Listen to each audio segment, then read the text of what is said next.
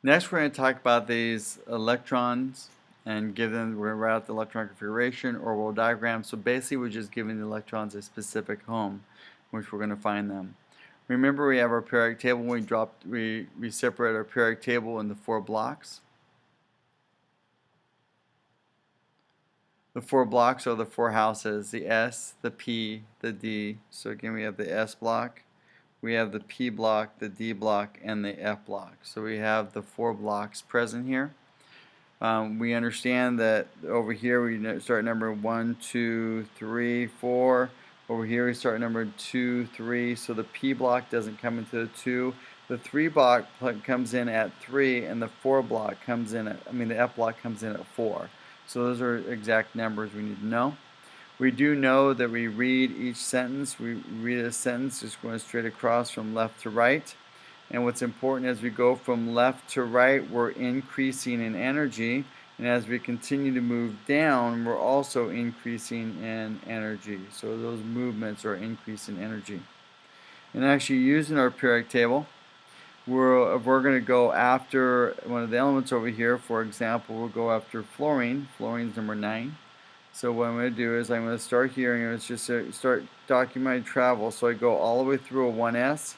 I go through the 2s and I keep going all the way over to the 2p until I get to 9. Okay, so what happens here is 1s, I went through 2 boxes, 2s, 2, and 2p, 1, 2, 3, 4, and 5. So 2p, 5. If I add up my superscripts, it's 2, 4, plus 5 equals 9. There's my 9 electrons. So what I'm saying is, if my fluorine, 2 of my electrons live in the 1s, 2 of them live in the 2s, and 2 of them live in the 2p. That's all we're dealing with. So make sure you can understand this. Now, what's also important in its electron configuration, the orbital diagram. So if I have 1s2, 2s2, 2p6, my orbital diagram is going to look like I show my 1 room. Here's my 1s, and it's a 1 room because it's an S model.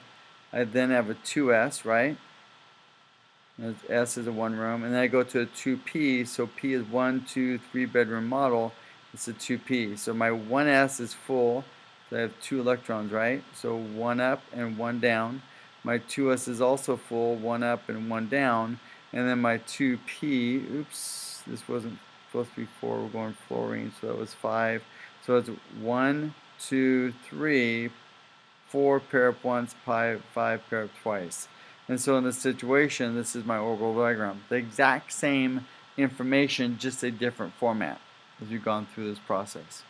So this is where it takes practice, practice, practice. So we've already gone through fluorine. Fluorine had 9 electrons. We saw this electron configuration in the orbital diagram.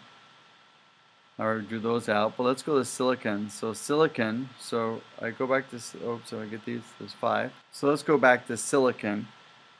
Si, we find Si is actually number 14. So I realize I have 14 electrons to go through. So in this situation, let me complete my S block, but I have to start up here at my lowest energy level first, and this is my lowest energy.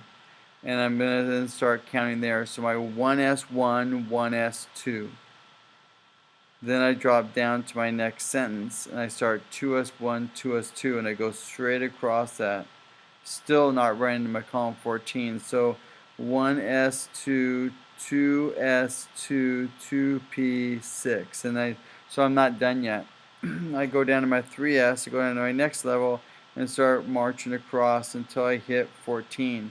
So it's a 3s2, then a 3p2. If I add all these superscripts up, I have 2 plus 2 is 4, plus 6 is 10, plus 2 is 12, plus 2 is 14. There are my 14 electrons. That's where they're located. So 2 of them live in the 1s, 2 of them live in 2s, 6 of them live in 2p, 2 of them live in 3s, and 2 of them live in 2p. So that's how we're going through as we deal with that situation. So going back, here's my silicon. Now what's important here is we know valence electrons. So valence electrons are located, first of all, in the highest number. My highest number is 3. And they live in only 2 houses, and that's the S and the P P. So in this situation, I have 2 in the S and 2 in the P, so I have 4 valence electrons, which makes sense because silicon is in column 14. We do electron orbital diagram. Yes, orbital diagram takes up more spaces. I have 2 P's. I have a 2P and a 3P. Both show a 3-bedroom model where I have to show them whether I fill them or not. Chromium 24. Now, let me talk about the noble gas, the kernel method. The noble gas that precedes chromium is argon. So the nice thing about argon takes care of all of this for me. All of this is taken care of just by putting argon in brackets. All of this is taken care of by argon. So in the kernel method, it was really nice. We don't have to go back to the very top of the periodic table. And this also works down here where, again, takes care of argon. So you saved a lot of arrows. You don't have to use that many. So we just have to start. We're just accountable for that portion. Yes, you see also on point out here with chromium, you have a D. Remember, it's a 5-bedroom. You have to show all 5 rooms whether you fill them or not. So that's what we're dealing with electron configuration. So we can finish out the electron configuration for selenium. The kernel method, again, putting words behind the kernel method. Again, with this one, silicon, neon precedes it. And so then I can start counting after neon. Chromium was preceded by argon. Selenium also is preceded by argon. And as we go along here, we can actually see these. So this is very, very helpful.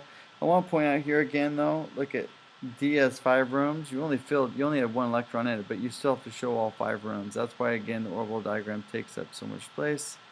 Last one here is platinum. Platinum, again. One thing is important, platinum. Let's go back to platinum. So as we take a look at it, platinum falls right here. And so what we must go through, remember the 4F falls in there, and 5F falls in there. So we do this, we go 6S2, then we have to go all the way through 4F14 before we can start with 5D8.